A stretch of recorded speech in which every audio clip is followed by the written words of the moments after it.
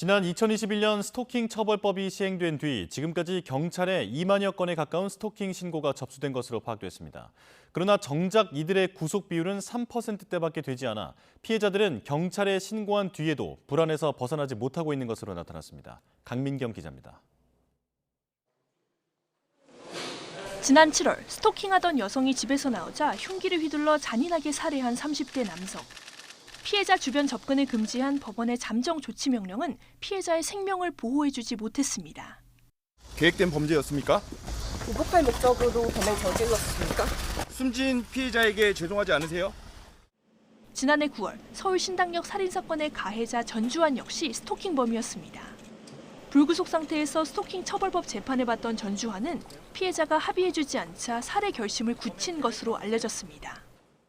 반복되는 피해를 막기 위해 지난 2021년 처음 시행된 스토킹 처벌법.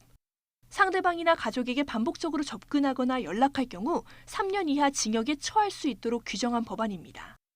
정부는 스토킹 범죄에선 피해자 의사와 상관없이 무조건 처벌할 수 있도록 반의사 불벌죄를 폐지하는 등 처벌 수위도 높였습니다.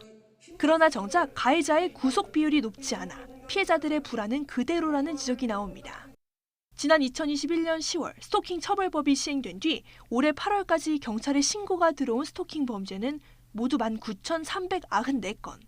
그러나 경찰에 붙잡힌 피의자 가운데 실제로 구속된 비율은 지난해 기준 3.3%에 그쳤습니다.